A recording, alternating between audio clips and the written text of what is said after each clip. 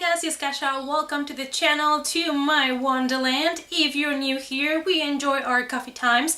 Feel free to click on the subscribe button so that you don't miss any coffee times with me.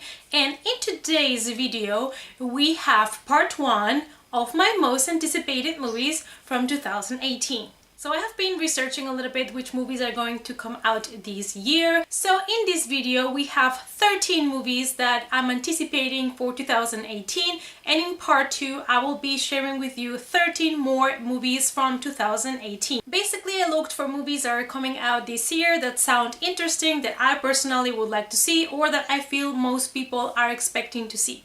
And now let's start with our first 13 most anticipated movies for 2018.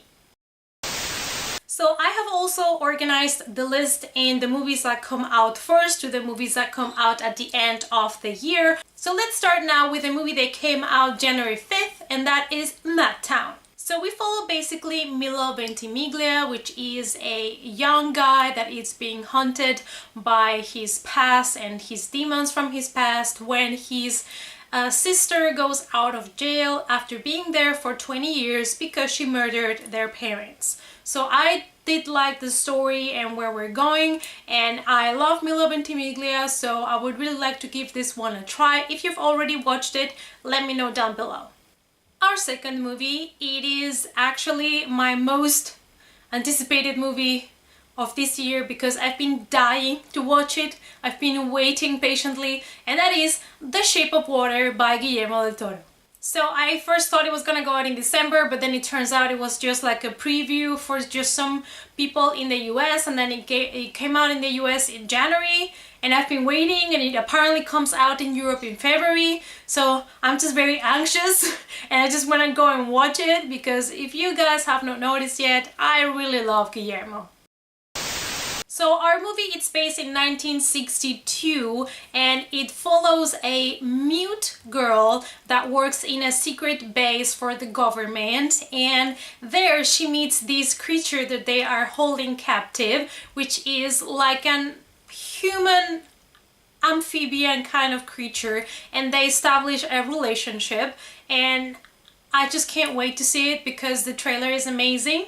The color game through the whole movie, I mean, Guillermo always plays with color, and he only uses the red color when it's something important and there's symbolism in the movie, and I just can't wait. Like, I'm dying, hashtag dying.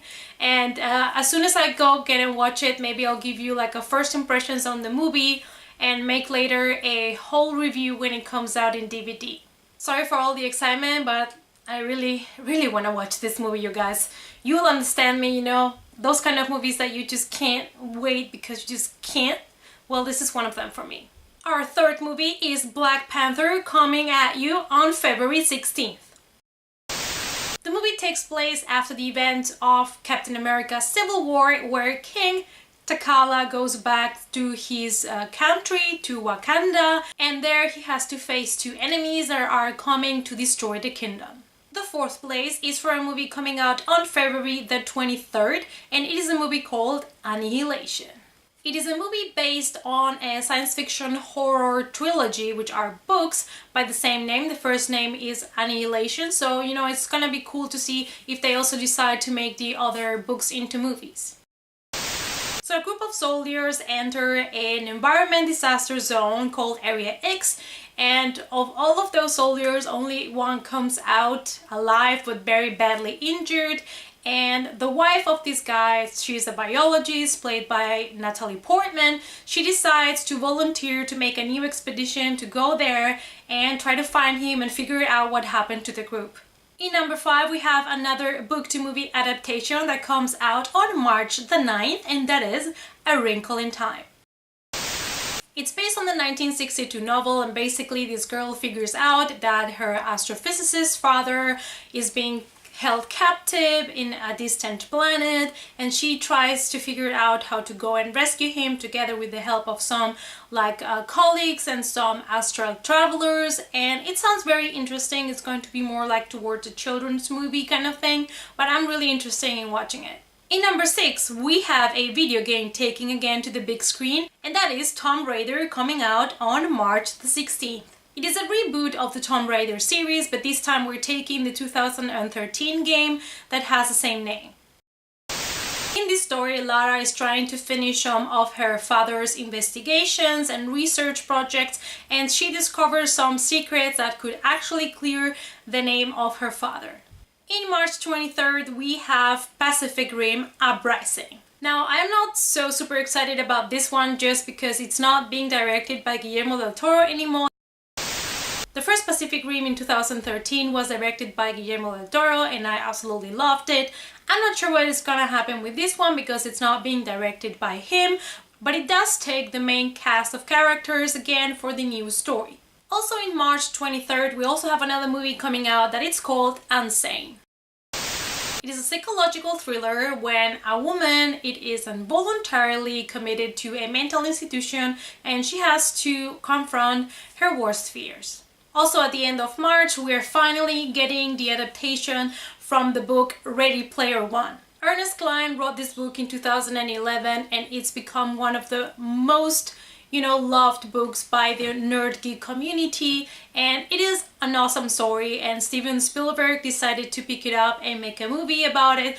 I'm a little bit worried because I've seen the trailer and I've seen too many things that I don't really can connect with the book, so I don't know if I'm gonna be really frustrated or not, but I'm going to try to be positive, and go into the movie with a positive attitude because I do love the looks of it.